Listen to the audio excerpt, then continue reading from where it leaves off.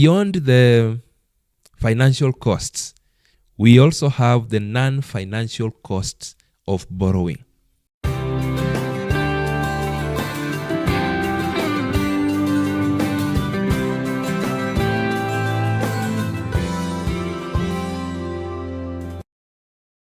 Welcome to a word from the coach. Like this video, share it with someone else, drop us a comment. If you have any other question that you'd love me to respond to, please feel free to drop it in the comment section or inbox me in my various inboxes, and I'll be glad to make another word from the coach video in response to the same. As usual, I do so that I do not just respond to you, but I also help someone else who might be having similar concerns.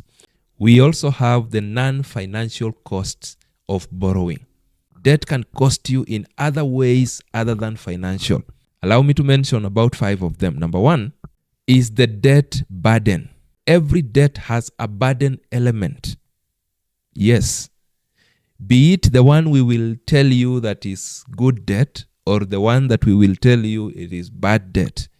Each of these debts, if you ask the borrower, at the back of their minds, they are always thinking about this burden that they are carrying. They are always thinking about when they will be able to clear. You may have borrowed money, you have invested, other people are helping you to repay, but there will always be a lingering thought of when you will get to clear this particular loan. Of course, you will clear and even take another one. But because every debt has a burden element, you keep thinking about it.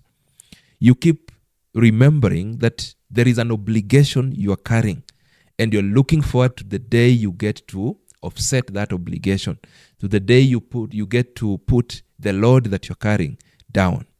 That is a cost you need to think about and ask yourself whether you are ready to carry the kind of burden that you're planning to carry. Number 2, the stress that comes in the event you get to be trapped in debt. When you get trapped in debt, and trapped in debt means that you have started struggling to repay. You are finding it difficult or impossible to repay. Or you found yourself in a situation where you're borrowing from here to pay here, to borrow here, to pay here, to borrow here, to pay here, and so on. If you are in that state, part of the effects is mental pressure. That you find yourself being stressed. Some people get to be depressed because there is a lot of pressure from the lenders for you to repay their money. They are pushing you for their money. That is a cost that you must think about.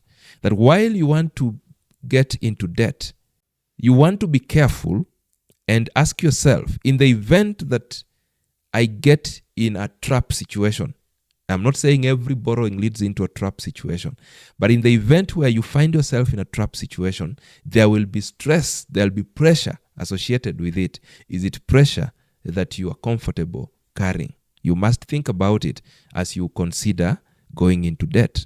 Number 3, sometimes being in debt comes or might come with stigma. There are certain generalizations that the public or the society around you might make or makes on people who are either in debt or struggling with debt.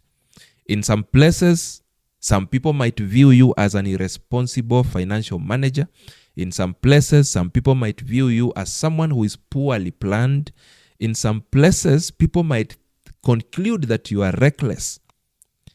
Now, it is important for you to think about it even as you plan to go into borrowing, because every person gets to know who surrounds them.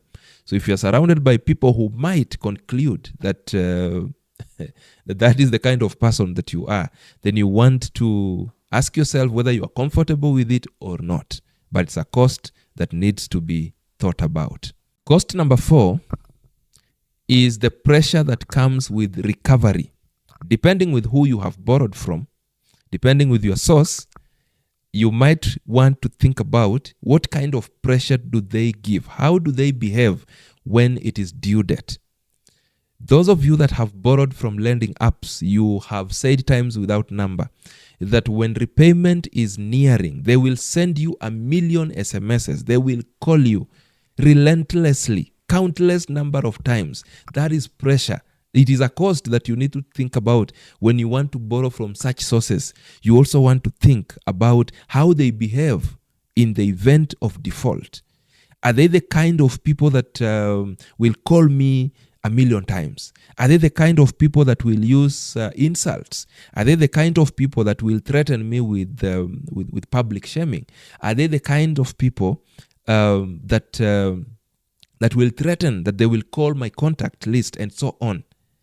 You must think about that, because that is pressure. That is a cost that you need to consider before you get to borrow from certain sources. And number 5, and the last one for today, is the cost of losing friendships. Yes. Again, depending with where you want to borrow. If you're planning to borrow money from a friend, you must think about the cost of losing that friendship. It's a possibility. There is a saying that before you borrow from a friend, choose what you need the most, the friendship or the money. Because the moment you borrow from a friend you deemed to be very close, you have taken a very serious risk. Because in the event of default, and many times, those friendly borrowings, especially from the friends you consider in high regard, many times there are tendencies of the borrowing beginning to be stubborn, beginning to be problematic. And very many friendships that were highly valued have hit the rocks because a friend borrowed from a friend. So, of course, borrowing from a friend looks like the easiest. It's the option that is here.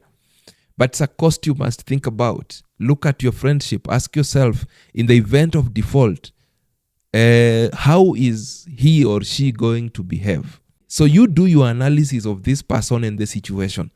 If you get to convince yourself that you are okay, it will be fine, then you go ahead. But do not ignore the fact that part of the risks in that kind of transaction is that you may crash the friendship. Good people, I hope you have picked something that will improve your relationship with borrowed money or your journey in the borrowing space. And if that is the case, please like this video. Once again, if you're new here, please subscribe to this YouTube channel, share this with someone else. And if you have something else that you would want me to address, or you have a question you would want me to answer, feel free to raise it in the comment section or inbox me in my various inboxes, and I'll be glad to make another word from the coach video in response to the same. See you in the next. You can do better.